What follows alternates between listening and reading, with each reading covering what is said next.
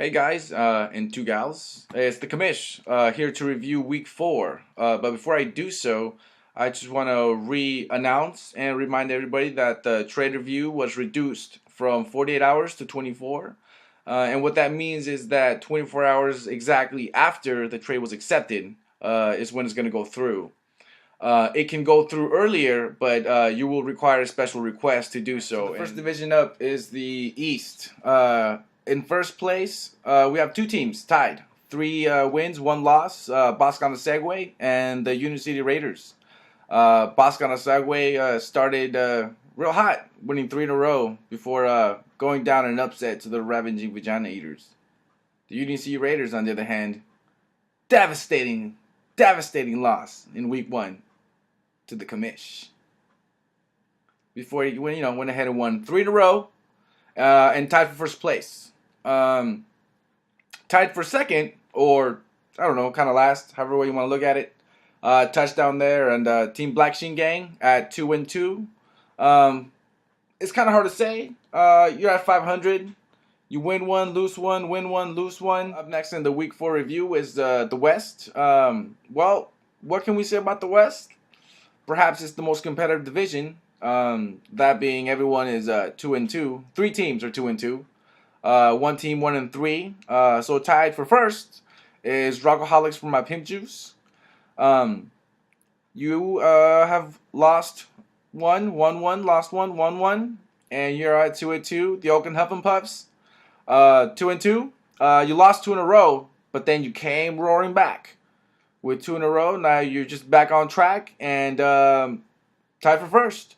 And and by the way, I probably should mention that the Oakland Huff and Puffs have 607 overall points, which is number 1 among the entire league. So there's a good piece of knowledge. The San Francisco Shabooms, you're 2-2, won 2 in a row, then you lost 2 in a row. You know, it's you're still in first place. Does it matter? No. Second place at 1-3 is the Flying Graysons, who came roaring week 1, but suffered three upset losses in a row. So, but again, this is the most competitive division. Everyone is just there. There's only one game that divides everybody. So up next is the North Division. The North Division is where the 2 unbeaten teams lie.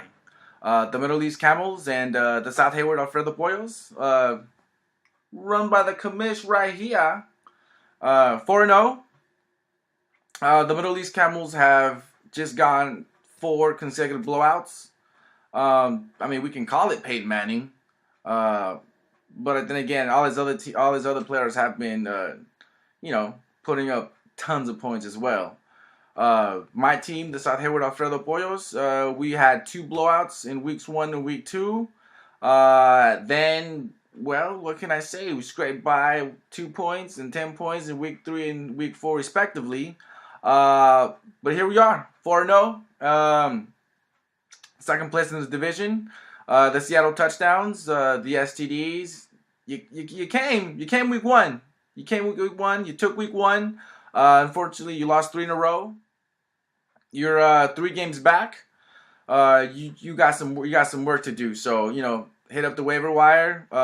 Make some trades happen. Vegas Outlaws 0-4. The same to you. Check that waiver wire. Check your bye weeks. Get it together.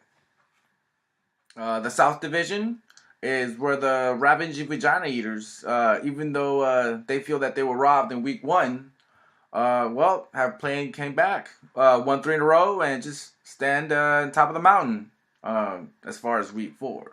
But hey, you're only ahead by 1 game to the Pink Tacos, who I give lots of praise to in the draft review. And then you sort of let me down in week 1 and 2 with those 2 losses. But I will say this: they were close, but you came back. 2-2. Hey, you're back. You're back to 500. You're even. 1-3 is the Alabama Crackheads. I would start giving you a lecture, maybe some that I said to previous teams, earlier in the video. However, I did check out your moves. You dropped some guys that didn't have teams and were injured. You went to the waiver wire. I saw you made a couple trades. Keep it up. Keep it up. You're 2 games back. We'll see. Richmond Peelbacks, 0-4. Just like the Outlaws, man. Get it together. Get it together. So that concludes the Week 4 review. Once again, this is the Commish, and make trades and check the wire.